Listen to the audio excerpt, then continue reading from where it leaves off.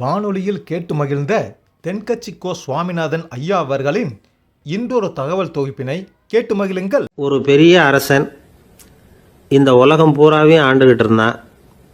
ரொம்ப காலம் அப்படி அரசாட்சி பண்ணிகிட்டு இருந்தான். திடீர்னு அவனுக்கும் சில எதிரிகள் முளைச்சாங்க.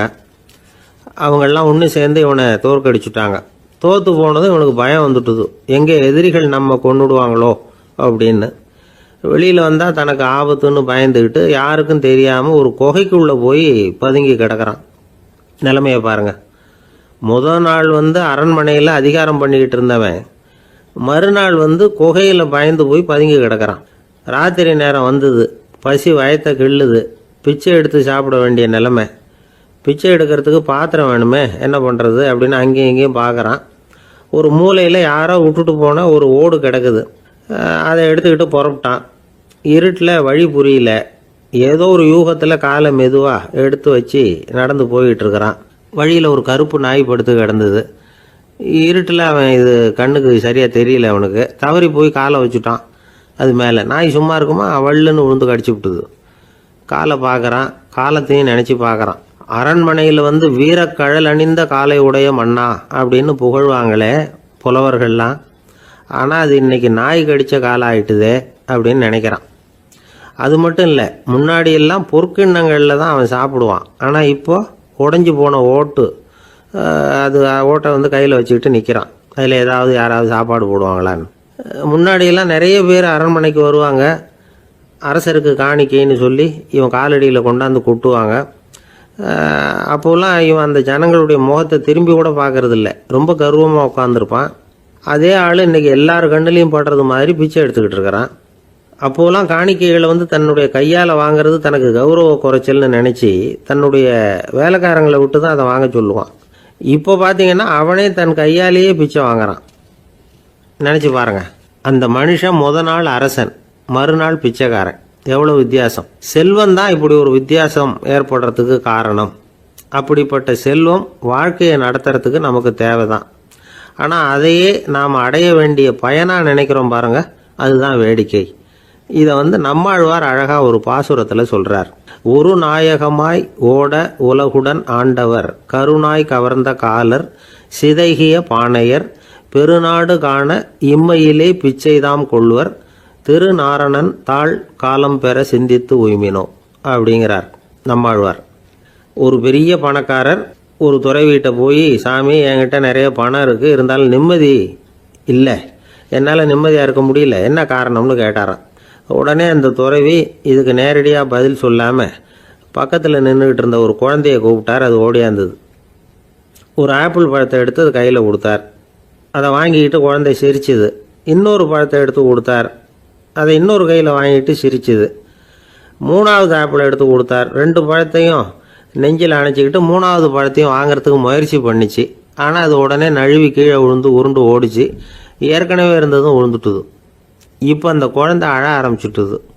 இப்போ அந்த துறவி பணக்காரர்கிட்ட சொன்னாராம், குழந்தைய கவனிச்சியா, 2 ஆப்பிள் போதும்னு அது நினச்சிருந்தா இப்போ அது அழ வேண்டிய அவசியம் வந்திருக்குமா அப்படின்னாராம். எதுவுமே அளவுக்கு மிஞ்சினா துன்பந்தான். இந்த காலத்தில் இதெல்லாம் யார் காதில் வாங்குறாங்க? ஒருத்தனை நல்ல வழிக்கு கொண்டு வரணும்னு நினச்சி அவனை கூப்பிட்டு உட்கார வச்சு இந்த கதையை சொல்லிகிட்டு இருந்தாங்க. சொல்லிவிட்டு அந்த குழந்தை செஞ்சது தப்பு தானே அப்படின்னு கேட்டிருக்கிறாங்க. ஆமாம், தப்பு தான், நானாக இருந்தால் அப்படி செஞ்சுருக்க மாட்டேன் நானா இவன். 2 பழமே போதும்னு சொல்லியிருப்பியா அப்படின்னு கேட்டிருக்காங்க. அப்படி இல்லைங்க, அவர் கொடுக்க கொடுக்க ஒவ்வொரு பழமாக வாங்கி பின்னாடி வச்சுட்டு மறுபடியும் கையை நீட்டுவேன் அப்படிங்கிறானா. இவெல்லாம் எந்த காலத்தில் திருந்துறது? ஒரு ஊரில் ஒரு மன்னர் இருந்தார். அழகான அரண்மனையில் அவர் இருந்தார். அந்த அரண்மனையை விட அழகாக ஒரு மாளிகையை அந்த ஊர்லேயே வேற ஒருத்தன் கட்டியிருந்தான். அப்படி கட்டி முடித்ததில் அவனுக்கு ரொம்ப பெருமை. எத்தனையோ செல்வந்தர்கள்லாம் பார்த்துட்டு, இந்த மாளிகையை விலைக்கு கொடுத்துட்றியா, எவ்வளவு விலை சொன்னாலும் சரி நாங்கள் வாங்கிக்கிறதுக்கு தயாராக இருக்கோம் அப்படின்னு சொல்லி கேட்டு பார்த்துட்டாங்க. நான் இதை விற்கிறதுக்கு தயாராக இல்லை அப்படின்னு சொல்லிவிட்டான். அவ்வளவு சிறப்பாக கலை அம்சத்தோடு அதை கட்டி முடிச்சிருக்கிறான். அதுவே ஒரு பெரிய அரண்மனை மாதிரி இருந்ததுன்னா பார்த்துங்களேன். சுற்றிலும் அழகான பூந்தோட்டம். ஒரு நாள் அவன் எங்கேயோ வெளியூர் போயிட்டு திரும்பி வந்துக்கிட்டு இருக்கிறான். அப்போது அந்த மாளிகை தீப்பெட்டி எரிஞ்சிக்கிட்டு இருக்கு. பதறி போட்டான். விலைக்கு கேட்டவங்க யாராவது இதை செஞ்சுருக்கணும், இல்லைன்னா மன்னரே செய்த சதியோ என்னவோ, இப்படிலாம் அவனுக்கு சந்தேகம். ஒரு மூலையில் உட்காந்து அழ ஆரம்பிச்சிட்டான். அந்த சமயத்தில் அவனுடைய மகன் அங்கே ஓடி வந்தான். அப்பா அழாதீங்க, இதை நான் நேற்று ராத்திரியே நம்ம ஊர் மன்னருக்கு விற்றுட்டேன். இதை கட்டி முடிக்க நமக்கு எவ்வளவு செலவாச்சோ அதை போல் 3 மடங்கு விலைக்கு விற்றுட்டேன். கவலைப்படாதீங்க, இதை விட அழகான மாளிகையை நாம் புதுசாக கட்டிக்கலாம்னா. இதை கேட்டதும் அழுதுகிட்டு இருந்தவன் அழுகையை நிறுத்தினான், சிரிக்க ஆரம்பிச்சிட்டான். இதே இடத்த நான் மன்னர்கிட்ட இருந்து விலைக்கு வாங்குவேன், இதை விட அழகான மாளிகையை கட்டுவேன் அப்படின்னு சுற்றி நின்று எல்லார்கிட்டையும் சொல்லிக்கிட்டு இருந்தான். இந்த சமயத்தில் அவனோட இளைய மகன் ஓடி வந்தான். அப்பா, அண்ணன் சொன்னதெல்லாம் சரிதான், மன்னர்கிட்ட விலை பேசினதெல்லாம் உண்மைதான். ஆனால் விற்றது பேச்சு அளவில் தான். இனிமே தான் பத்திரம் வாங்கணும், எழுதணும், நீங்கள் கையெழுத்து போடணும், பதிவு பண்ணணும், மன்னர்கிட்ட பணம் வாங்கணும்.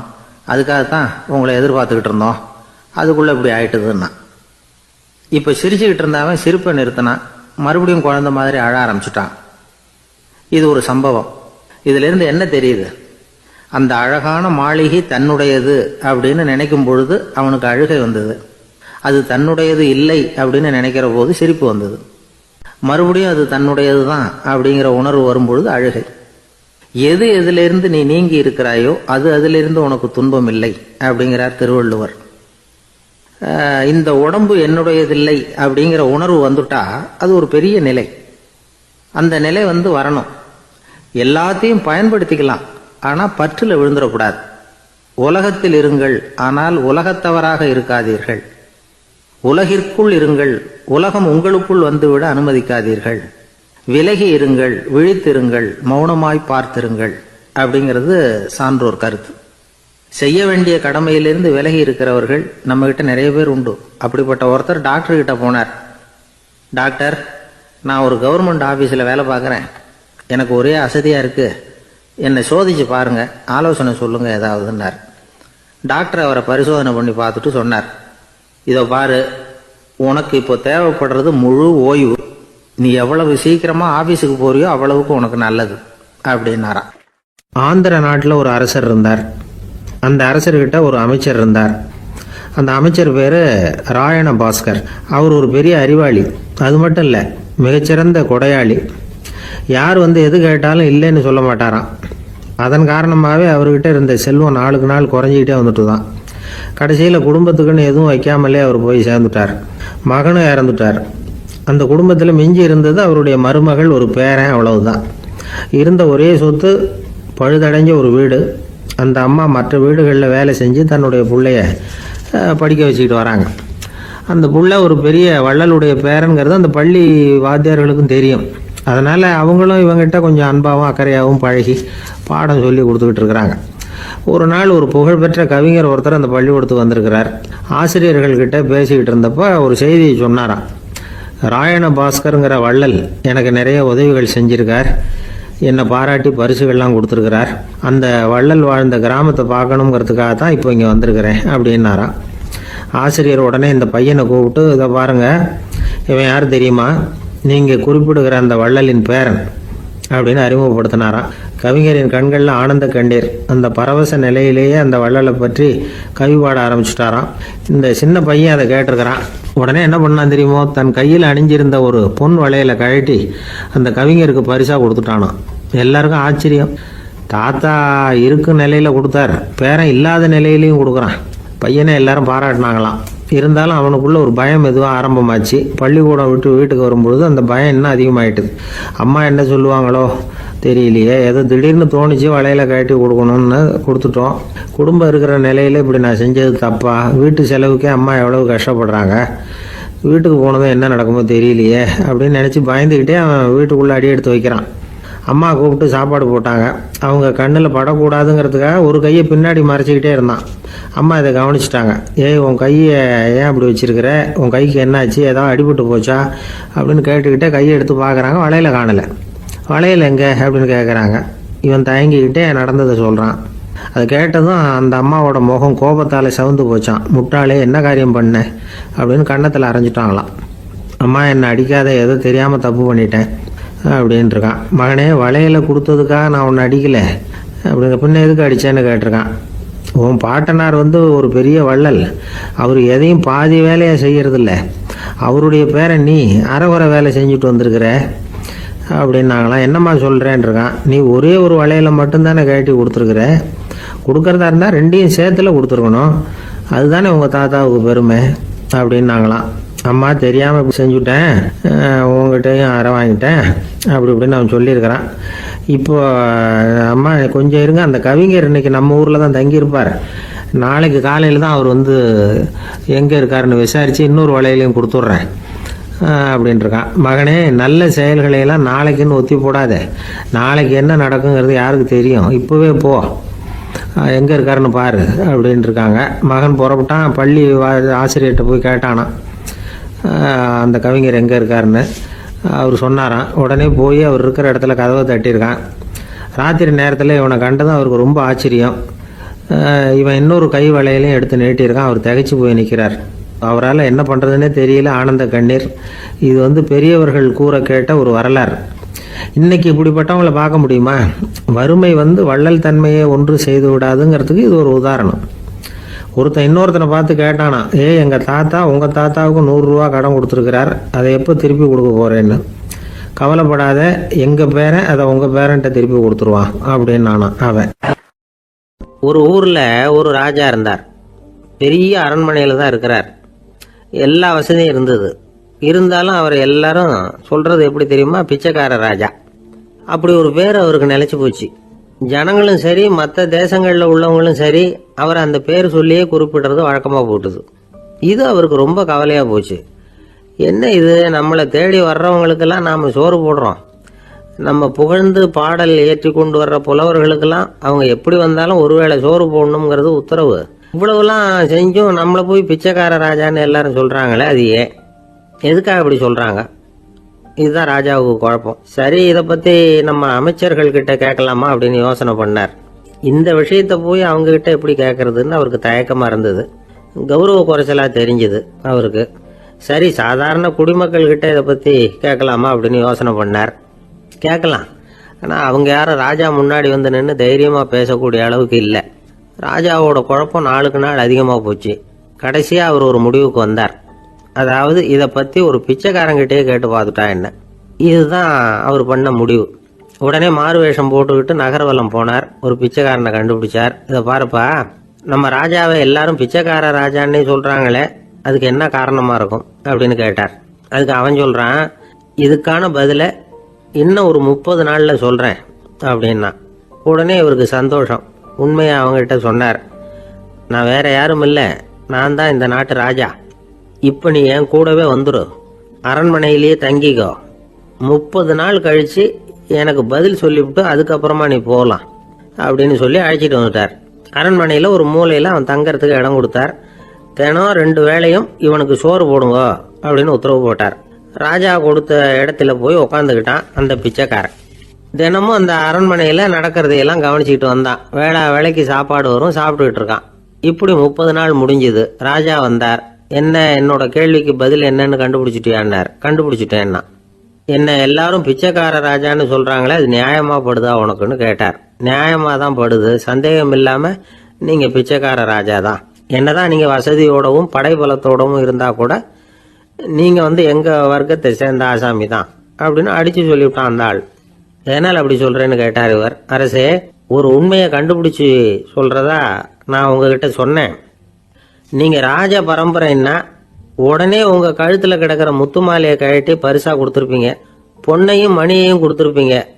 ஆனா நீங்க அப்படி செய்யல. என்ன ஒரு மூலையில உட்கார வச்சு 2 வேளை சோறு போட சொன்னீங்க.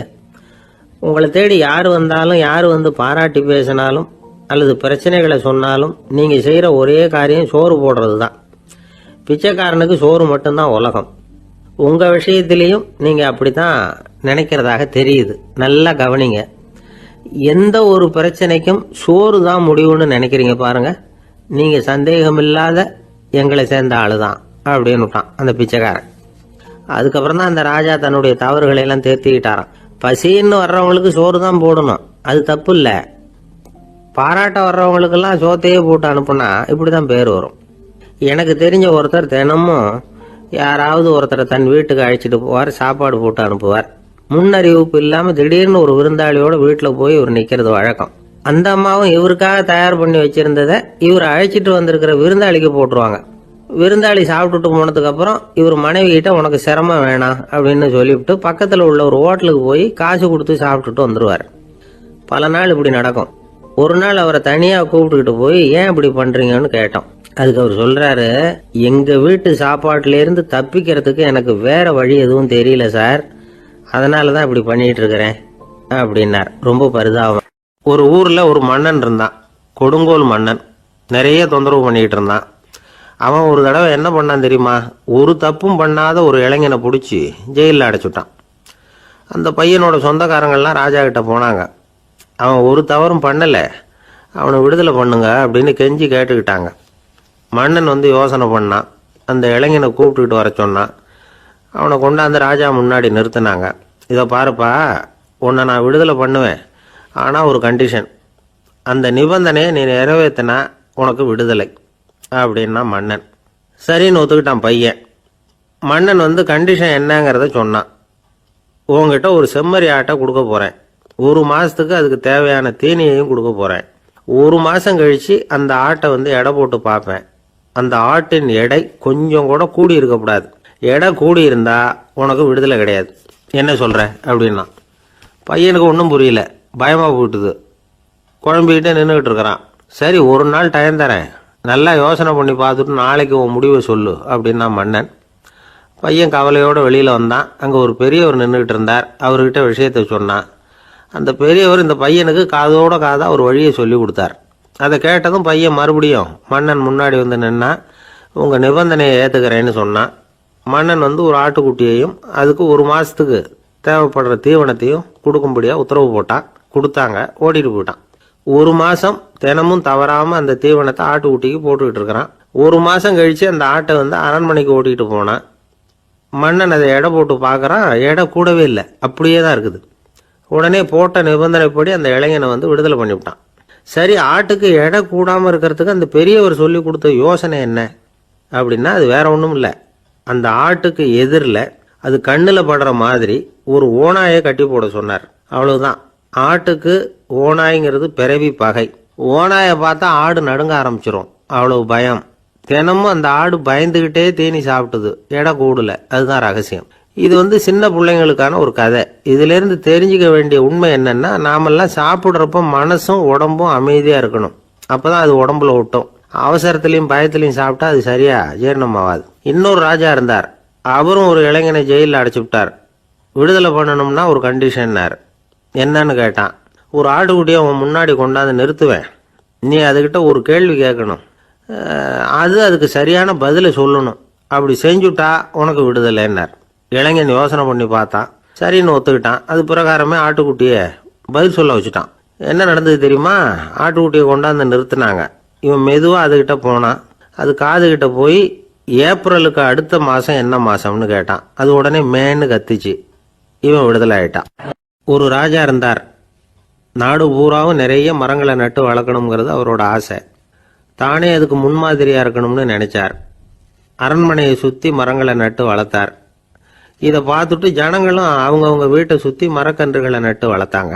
கொஞ்ச காலத்தில் ஊர் பூரா பசுமையாக மாறிச்சு. எல்லாருக்கும் சந்தோஷமா இருந்தது. இது ஒரு பக்கம் இருக்கட்டும். இப்போ நான் சொல்ல போகிற கதை வேற. அதாவது, அந்த ராஜா ஒரு நாள் தன்னுடைய அரண்மனையை சுற்றி இருக்கிற விதவிதமான மரங்களை எல்லாம் போய் பார்த்தார். எப்படி இருக்கிறீங்க அப்படின்னு ஒவ்வொரு மரத்துக்கிட்டையும் விசாரிச்சாராம். எந்த மரமும் சந்தோஷமா இருக்கிறதா தெரியல. அதுக்கும் மனசுல ஒரு குறை. முதல்ல ஆலமரத்துக்கிட்ட போனார். அது சொல்லிச்சு, மன்னா, நான் நல்லா பெருசா வளர்ந்துருக்கிறேன், அடர்த்தியா இருக்கிறேன், கிளையெல்லாம் 4 பக்கமும் நல்லா படர்ந்து தான் இருக்குது, இருந்தாலும் எந்த பிரயோஜனமும் இருக்கிறதா தெரியல எனக்கு. என்னுடைய பழம்லாம் ரொம்ப சின்னதாக இருக்குது, என் கண்ணுக்கு சரியாக புறப்பட மாட்டேங்குது. நான் இருக்கிற சைஸுக்கு என்னுடைய கிளையில் இருக்கிற பழம்லாம் எவ்வளவு பெருசாக இருக்கணும், அது இத்தினூண்டு இருக்கிறது எனக்கு பெரிய அவமானமாக இருக்குது. இப்படி இங்கே நின்றுக்கிட்டு இருக்கிறதே ரொம்ப கூச்சமாக இருக்குது. ஒரு நல்ல புயல் வந்ததுன்னா பேசாமல் சாஞ்சு விடலாமான்னு பார்க்குறேன் அப்படின்னு புலம்புது ஆலமரம். சரி இருக்கட்டும்னு நினச்சிக்கிட்டு ராஜா அடுத்தபடியாக ஒரு அத்தி மரத்துக்கிட்ட போனார். அதுவும் புலம்ப ஆரம்பிச்சுட்டுது. நான் கூட பெரிய மரம் தான், இல்லை இலையெல்லாம் அழகாக தான் இருக்குது, பழம் அழகாக இருக்குது, இருந்தாலும் உள்ள விஷயம் இல்லையே, அத்தி பழத்தை புட்டு பார்த்தா அத்தனையும் சொத்த அப்படின்னு பழமொழியே உண்டாயிட்டுதே. இப்படி ஒரு கெட்ட பேரோட நான் இருக்கணுமா அப்படின்னு புலம்புது அது. சரி இது இருக்கட்டும் அப்படின்னு சொல்லி அடுத்தபடியாக வேப்ப மரத்துக்கிட்ட போனார். அது தன்னுடைய வேதனையை வெளியிட்டது. எனக்கு எவ்வளவோ மருத்துவ குணங்கள்லாம் இருக்கிறதா சொல்லிக்கிறாங்க, இருந்தாலும் என்ன பிரயோஜனம், என்னுடைய பழத்தை மனிதர்கள் யாரும் விரும்பி சாப்பிட்றது இல்லையே அப்படின்னுது.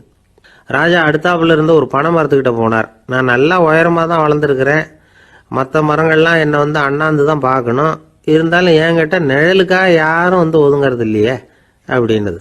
என்ன இது எல்லா மரமும் இப்படி திருப்தி இல்லாமல் இருந்துகிட்டு இருக்குதே அப்படின்னு நினச்சிக்கிட்டே ராஜா அடுத்தபடியாக அங்கே இருந்த ஒரு பைன் மரத்துக்கிட்ட போனார். அழகாக உயரமாக பசுமையாக தான் இருந்தது, ஆனால் பழமோ பூவோ கிடையாது. அதை நினச்சி அது வருத்தப்பட்டுக்கிட்டு இருக்குது.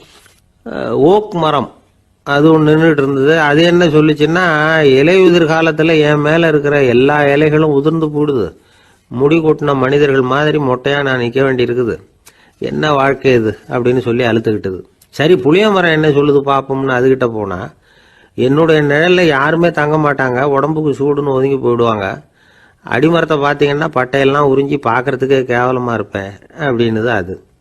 முருங்கை மரம் என்ன சொல்லிச்சு தெரியுமா, என்னுடைய இலை காயெல்லாம் சாப்பிட்றவங்களுக்கு சத்து கொடுக்கறது வாசவம்தான், ஆனால் என் உடம்புல சத்தே கிடையாது, கொஞ்சம் வேகமாக காற்று அடிச்சதுன்னா முறிஞ்சி விழுந்துடுறேன், என்ன வாழ்க்கை இது அப்படின்னு சொல்லி அது வருத்தப்பட்டது. ராஜா யோசனை பண்ணார், என்ன இது மரங்கள் பூமியின் வரங்கள்னு சொல்கிறோம், மழை பெய்யறதுக்கு அதுதான் காரணம், பூமி செழிப்பாக இருக்கிறதுக்கும் அதுதான் காரணம், வீடு கட்டுறதுக்கு மரம், நாற்காலி செய்ய உபயோகப்படுத்துறதுக்கும் அதுதான் உபயோகப்படுது, மனுஷனுக்கு வேண்டிய ஆகாரங்களையும் கொடுக்குது, இப்படிலாம் இருந்தும் எல்லா மரமும் நிம்மதி இல்லாமல் இருந்துகிட்டு இருக்குதே அப்படின்னு நினைச்சார். அப்போ அங்கே இருந்த ஒரு மகிழ மரம் அவர் கண்ணில் பட்டுது. அந்த மரம் மட்டும் கொஞ்சம் நிம்மதியாக மகிழ்ச்சியாக இருக்கிறது மாதிரி தெரிஞ்சுது. உடனே ராஜா அதுகிட்ட போனார். உனக்கு மனசில் எதுவும் குறை இல்லையான்னு கேட்டார். இல்லை நான் சந்தோஷமாக தான் இருக்கேன்னு அந்த மகிழ மரம். அப்படியான்னு ஆச்சரியமாக கேட்டார் ராஜா. ஆமாம் மன்னா, இந்த இடத்துல நீங்கள் ஒரு முருங்கை மரத்தையோ வேப்ப மரத்தையோ கூட நட்டிருக்கலாம், ஆனால் இந்த இடத்துல நடுறதுக்கு என்ன தேர்ந்தெடுத்திருக்கிறீங்க, அதுவே எனக்கு பெருமை, அதுவே எனக்கு திருப்தி அப்படின்னு தான் மகிழ மரம். மகிழ மரம் சாதாரணமாக தான் இருக்கும், இளம் மஞ்சள் நிறத்தில் பூக்கள், அது காய்ந்தும் மனம் வீசும். மகிழ மரம் மாதிரி மன திருப்தியோடு வாழறதுக்கு நாம் கற்றுக்கணுமா. நாம் இந்த உலகத்தில் ஒரு நாயாவோ நரியாவோ கூட பிறந்திருக்கலாம், மனுஷனாக பிறந்திருக்கிறோம், அதுவே பெருமை தானே. இந்த நிறைவு தான் மகிழ்ச்சியின் ரகசியம். ஒரு பையன் அப்பா கிட்ட போய், அப்பா நீங்கள் இந்த உலகத்தில் ஒரு மனுஷனாக பிறந்தது என்னோட அதிர்ஷ்டம் நானா. ஏண்டா அப்படி சொல்கிறேன்னு இருக்கார் அப்பா. நீங்கள் ஒரு கரடியாக பிறந்திருந்தா இந்நேரம் நானும் ஒரு கரடி குட்டியாக தானே இருந்திருப்பேன் அப்படின்னு நானா பையன். ஒரு ஊரில் ஒரு குரு இருந்தார், ஜென் குரு. அவரை தேடிட்டு ஒரு மன்னர் வந்தார். வந்தவர் ஜப்பான் மன்னர். தோட்டக்கலையை பற்றி தெரிஞ்சுட்டு போகிறதுக்காக அவர் வந்தார். எப்படி தோட்டம் அமைக்கிறது அப்படிங்கிறத பற்றி அந்த குரு விவரமாக சொல்லி கொடுத்தாரு. ஒரு நாள் 2 நாள் இல்லை, 3 வருஷம் கற்றுக் கொடுத்தார். அதுக்கப்புறம் சொன்னார், நான் கற்றுக் கொடுத்துட்டேன், இனிமேல் நீங்கள் போகலாம், போய் தோட்டம் அமைக்கலாம், அதுதான் உங்களுக்கு பரிசை. தோட்டம் அமைச்ச பிறகு சொல்லி அனுப்புங்க, நான் வந்து பார்க்குறேன், நீங்கள் இங்கே என்னவெல்லாம் கற்றுக்கிட்டீங்களோ அதையெல்லாம் அங்கே செயல்முறையில் செஞ்சு காட்டுங்க அப்படின்னு சொல்லி அனுப்பி வச்சார். மன்னர் போனார். அரண்மனைக்கு பக்கத்திலேயே ஒரு பெரிய தோட்டத்தை உண்டு பண்ணினார். அழகான மரங்களையும் செடிகளையும் உருவாக்கினார். கிட்டத்தட்ட 1000 தோட்டக்காரர்களை பயன்படுத்தி 3 வருஷங்கள் முயற்சி பண்ணி அந்த அழகான தோட்டத்தை உருவாக்கினார். குரு கிட்ட இருந்து செய்தி வந்தது, நாளைக்கு வந்து தோட்டத்தை பார்க்குறேன் அப்படின்னு. மன்னர் உடனே சுறுசுறுப்பாயிட்டார். முதல் நாளே தோட்டத்தை சுத்தப்படுத்தினார். ராத்திரி பூரா யாரும் தூங்கலை. எல்லாருக்கும் தோட்டத்தை ஒழுங்குபடுத்துகிற வேலை. அது அந்தந்த இடத்துல ஒழுங்காக இருக்குதா அப்படின்னு சரி பார்த்தாங்க. ஒரு தவறும் இல்லாத வகையில் அதை ஒழுங்குபடுத்தினாங்க. மறுநாள் குரு வந்தார், தோட்டத்தை பார்த்தார். அவருக்கு கோபம் வந்துட்டுது. மன்னருக்கு ஆச்சரியம், எப்பவும் சிரிச்சுக்கிட்டே இருக்கிறவர் இப்போ இப்படி இருக்கிறாரே அப்படின்னு. மெதுவாக குரு கிட்ட போய், எல்லாம் சரியாக தானே இருக்குது அப்படின்னார். எல்லாம் சரிதான், ஆனாலும் எங்கே அந்த பொன்னிற காற்று அப்படின்னார். உதிர்ந்த இலைகள், பொன் மஞ்சள் நிற இலைகள் காற்றில் அப்படி புரண்டு ஓடுவதை நான் பார்க்க முடியவில்லையே அப்படின்னாராம். அது இல்லாமல் இந்த தோட்டம் உயிரோட்டம் உள்ளதா இருக்காது, இதில் பாடல் இல்லை, ஆடல் இல்லை, அதெல்லாம் இல்லாமல் இந்த தோட்டம் ரொம்பவும் செயற்கையாக தெரியுதேன்னாராம். மன்னர் இப்போதான் யோசனை பண்ணார். கீழே கிடந்த காஞ்சி போன இலைகள் மட்டும் இல்லை, மரத்தில் இருந்த காஞ்சி போன இலைகளையும் அப்புறப்படுத்தி சுத்தமாக வச்சிருக்கிறார். இறப்பும் வாழ்க்கையினுடைய ஒரு பகுதி தான். மரணம்ங்கிறது வாழ்க்கைக்கு எதிரானது அல்ல, அதை நிரப்பும் ஒரு பகுதி தான் அது மரணம் இல்லையில் வாழ்க்கையே இல்லை அப்படிங்கிறது பெரியவங்க கருத்து. இப்ப அந்த தோட்டம் அழகா தான் இருக்குது, இருந்தாலும் அது ஒரு ஓவியம் மாதிரி உயிர் இல்லாமல் இருக்கு. குரு ஒரு வாளியை கையில எடுத்துக்கிட்டார், தோட்டத்தை விட்டு வெளியில போனார். ஏற்கனவே வீசி எறிந்த அந்த சருகுகளை எல்லாம் அள்ளி கொண்டுகிட்டு வந்தார். உள்ள எல்லா இடங்கள்லயும் அதை வீசினார். உடனே காத்து அந்த காய்ந்த சருகுகளையும் பழுத்த இலைகளையும் அசைக்க ஆரம்பிச்சுட்டுது. இப்போ அங்க சலசல சத்தம், சங்கீதம், இலைகளின் நடனம், ஓவியம் மாதிரி இருந்த அந்த தோட்டத்துக்கு இப்போ உயிர் வந்துட்டுது. இதுதான் அந்த பொன்னான காற்று அப்படின்னாராம் குரு. மன்னருக்கு புரிஞ்சுது. மிகப்பெரிய ஜென் கேள்வி ஒன்று உண்டு. உம்மான் அப்படிங்கிற ஒரு பெரிய குருவை பார்த்து துறவி ஒருத்தர் கேட்டாராம், இலைகள் எல்லாம் கீழே விழுந்து மரங்கள் மொட்டையாக இருக்கும் பொழுது என்ன நடக்கும்? இதுதான் கேள்வி. இதுக்கு உம்மான் சொன்ன பதில் பொன்னான காற்று, தி கோல்டன் விண்ட் அப்படின்னாராம். இதுக்கு என்ன விளக்கம்னா, உன்னுடைய எண்ணங்கள் எல்லாம் உன்னுடைய மனசிலிருந்து கீழே விழுந்து உனது உள்ளுணர்வானது மொட்டையாக நிற்கும் நிலைதான் அது. உனது வேர்களின் அருகில் காற்று வீசுகிறது. எல்லா எண்ணங்களும் உன்னிலிருந்து வெகு தூரத்துக்கு புரண்டு கொண்டே சென்று விடுகிறது. நீ அவற்றை கடந்து விட்டால் நீ அவைகளுக்கெல்லாம் மேலெழுந்து கீழே பார்ப்பவனைப் போல நிற்க ஆரம்பித்து விடுவாய். அதுதான் தியானம் என்பது அப்படின்னு சொல்றாங்க. தியானம்ங்கிறது எண்ணத்துக்கு எதிரானதில்லை. தியானம்ங்கிறது எண்ணங்களை கடந்து செல்வதுதான். அதுக்கப்புறம் நாம பொன்னிற காற்றுல ஆட ஆரம்பிச்சிருவோம். இதுதான் பெரியவர்கள் சொல்றது. என்கிட்ட ஒருத்தர் தோட்டம் அமைக்கணும்னு யோசனை கேட்டு வந்தார். எல்லாம் சொல்லி கொடுத்தேன். செடிகள்லாம் செழிப்பா வளரணும்னா வேர் காயாம பார்த்துக்குங்க, தினமும் தண்ணி விடுங்க அப்படின்னு சொல்லி அனுப்பி வச்சேன். ஒரு மாசம் கழிச்சு ஒரு தோட்டத்தை பார்க்கறதுக்காக போனேன். போய் பார்த்தா எல்லா செடியும் வாடி கிடக்குது. என்னங்க இப்படி பண்ணிவிட்டீங்கன்னு. நீங்க சொன்னபடிதான் செஞ்சேன்னார். என்ன செஞ்சீங்கன்னு கேட்டேன். வேர் காயாம பார்த்துக்க சொன்னீங்க, தினமும் ஒரு தடவை எல்லா செடியையும் ஒவ்வொன்னா புடுங்கி பார்த்து வேர் காயாம இருக்கா அப்படின்னு பார்த்துட்டு அதுக்கப்புறம் தண்ணி பாய்ச்சனே, அவ்வளவுதான் அப்படின்னார். விவசாயிகள் அவங்க விவசாயம் முன்னேறி இருக்கிற அளவுக்கு விவசாயிகளுடைய வாழ்க்கை தரம் முன்னேறல. அந்த அளவுக்கு அவர்கள் நாட்டுக்காக உழைச்சிக்கிட்டு இருக்கிறாங்க. அந்த காலத்திலே அதை பத்தி ஒரு கதை சொல்றது உண்டு. ஒரு வயசான ஆளு நிலத்துல ஏறு உழுதுகிட்டு இருந்தாராம். கிழிஞ்சு போன ஒரு சின்ன துண்டை தான் இடுப்புல கட்டியிருந்தாராம். தலையில ஒரு கந்தலை சுத்தி இருந்தார். உடம்பு பூரா சேரு, ரொம்ப ஏழை. ஏறு ஓட்டிட்டு இருக்கிறவர் வேற எப்படி இருப்பார்? இருந்தாலும் அந்த ஆளு ரொம்ப ஜாலியா பாட்டு பாடிக்கிட்டே ஏறு உழுதுகிட்டு இருந்தாராம். உடம்புலதான் அவர் ஏழையை தவிர மனசுல ஒரு ஏழையா தெரியல. அந்த சமயத்துல அந்த நாட்டு ராஜா அந்த பக்கமா குதிரை மேல வந்தாராம். வேட்டைக்கு போயிட்டு பரிவாரங்களோட திரும்பி வந்துகிட்டு இருக்கிறார். ரொம்ப செல்வ செழிப்புல இருக்கிற ராஜா அவர். அவரு இந்த வயசான விவசாயியை பார்த்திருக்கார். இந்த ஆளு ரொம்பவும் ஏழைங்கிறது அவர் பார்த்தாவே பளிச்சுன்னு தெரியுது. கட்டிக்கிறதுக்கு நல்ல துணி இல்லை, உடம்போ இழைச்சி போயிருக்குது, வயிறு முதுகுல போய் ஒட்டிட்டு இருக்கு, கண்ணு குழு விழுந்து போயிருக்குது.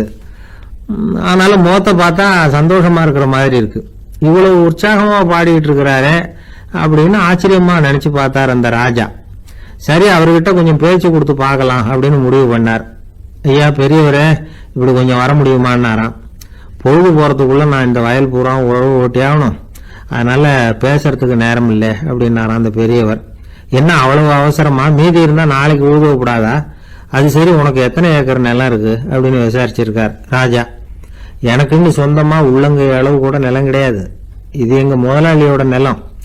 இதை பூராவும் உழுது முடிச்சாதான் அவர் கூலி கொடுப்பார். நான் கூலிக்கு உழுதுகிட்டு இருக்கிறேன். உங்ககிட்ட பேசிக்கிட்டு இருந்தா அவருக்கு துரோகம் பண்ணது மாதிரி ஆயிடும் அப்படின்னாராம். ராஜா குதிரையை விட்டு கீழே இறங்கினார். வரப்புல நடந்து அந்த பெரியவர்கிட்டயே போனாராம். சரி, ஒரு நாள் பூரா உழுதா உனக்கு எவ்வளவு கூலின்னு கேட்டிருக்கார். 8 அணா கூலி கிடைக்கும்னாராம் அவர். இது ரொம்ப காலத்துக்கு முன்னாடி நடந்த ஒரு சம்பவங்கிறதுனால அப்ப 8 அணா கூலிங்கிறது ரொம்ப பெருசு. இருந்தாலும் அதுவும் அந்த ராஜாவுக்கு பெரிய கூலியா தெரியல. இவ்வளவுதானா, இதை வச்சுக்கிட்டு நீ எப்படி காலம் தள்ளுற அப்படின்னாராம். ஒன்னும் கவலை இல்லை அப்படின்னாராம் அவரு. ராஜாவுக்கு ரொம்ப ஆச்சரியமா போச்சு. 8 அணா கூலி வாங்குற இந்த ஆளு கவலை இல்லாம இருக்கிறார், ஏராளமான வசதியோட இருக்கிறன்னா கவலை இல்லாம வாழ முடியலையே அப்படின்னு நினைச்சு பார்த்திருக்கார். அது சரி, 8 அணாவில் எப்படி குடும்பம் நடத்துற அப்படின்னு கேட்டாராம். எனக்கு கிடைக்கிற 8 அணாவில் 2 அணா குடும்பத்துக்கு செலவழிக்கிறேன், 2 அணா பழைய கடனுக்கு கொடுக்குறேன், 2 அணா தர்மம் செய்யறேன், 2 அணா வட்டிக்கு கொடுக்குறேன், ஒரு குறையும் இல்லைன்னாராம். ராஜாவுக்கு ஒன்றும் புரியல. எனக்கு ஒன்றும் புரியலேன்னு இருக்காரு. ஐயா, எனக்கும் என் மனைவிக்கும் 2 அணா செலவாகுது. வயசான அம்மா அப்பா இருக்கிறாங்க, சின்ன வயசுல என்னை காப்பாத்தினவங்க அவங்க. அந்த கடனுக்கு 2 அணா செலவாகுது, அது பழைய கடன். என் தங்கச்சி ஒருத்தி ஆதரவு இல்லாத நிலைமையில தன்னுடைய மகனோட என் வீட்டுல வந்து இருக்கிறா. அவளுக்கும் அவள் மகனுக்கும் 2 அணா செலவு பண்றேன், அது தர்மம். எனக்கு 2 பிள்ளைங்க இருக்கிறாங்க, அவங்களுக்கு 2 அணா செலவு பண்றேன், அது வட்டிக்கு கொடுக்கறது மாதிரி. பிற்காலத்துல அவங்க எங்களை காப்பாத்துவாங்க. அந்த வகையில நான் திருப்தியோட வாழ்ந்துகிட்டு இருக்கிறேன் அப்படின்னாராம். ராஜாவுக்கு அர்த்தம் புரிய ஆரம்பிச்சுதான். அந்த பெரிய நிலத்தை விலை கொடுத்து வாங்கி அந்த பெரியவருக்கே தானமா கொடுத்துட்டாராம். இப்போ ஊழவருக்கே நிலம் சொந்தமாயிட்டுது. அன்னையிலிருந்து அரசனுக்கும் ஆறுதல் கிடைச்சுதான். இப்படி ஒரு கதை சொல்லுவாங்க. 8 அணா வருமானத்தை வச்சுக்கிட்டு எப்படி காலத்தை தள்ளுறதுன்னு சொல்றதுக்காக இந்த கதையை சொல்றதாக யாரும் தப்பா நினைச்சுக்க கூடாது. கிடைக்கிறத எப்படி பங்கு போடுறார், எப்படி திருப்தியா வாழறார் அப்படிங்கிறது தான் முக்கியம். அது மாதிரி இன்றைக்கு இந்த பொங்கல் திருநாள்ல உழவர்கள் மனசு மகிழ்ச்சியா இருந்ததுன்னா அது எல்லாரும் மகிழ்ச்சியா இருக்கிறது மாதிரி அர்த்தம். அதனால அவர்கள்ட்ட இருந்து நாம பாடம் கத்துக்கணும். சில உழவர்கள் தங்கள் நிலத்துல விளையறத தாங்கள் சாப்பிட மாட்டாங்க, அடுத்தவங்கள்ட்ட வித்துட்டு சந்தையில போய் வேற அரிசி வாங்கிட்டு வந்துதான் இவங்க சாப்பிடுவாங்க. அப்படிப்பட்ட விவசாயிகள்லாம் இது உண்டு. பங்கிடுகிற பண்பை உழவர்கள்ட்ட இருந்து கற்றுக்கொள்ளுங்கள் அப்படிம்பாங்க. ஒரு ஆள் நிம்மதியா மகிழ்ச்சியா இருந்தானா, உங்க நிம்மதிக்கும் மகிழ்ச்சிக்கும் என்ன காரணம்னு கேட்டிருக்காரு இன்னொருத்தர். என்கிட்ட இருந்தது பூராவையும் என் பிள்ளைங்களுக்கு சமமா பங்கு போட்டு கொடுத்துட்டேன், எனக்குன்னு எதுவுமே வச்சுக்கல, அதுதான் நிம்மதிக்கு காரணம்னு இருக்கான். உங்ககிட்ட இருந்தது எவ்வளவு இருந்தது அப்படின்னு கேட்டிருக்காரு அவரு. மொத்தமா ஒரு 50,000 ரூபாய் இருக்கும் அப்படின்னு இருக்கான். அவ்வளவும் பணமாவே இருந்ததா அப்படின்னு கேட்டிருக்காங்க அவங்க. இல்லைங்க, அவ்வளவும் கடன், அதை தான் பிரிச்சு கொடுத்துருக்கேன் பிள்ளைங்க கிட்ட அப்படின்னு நானும். அவன்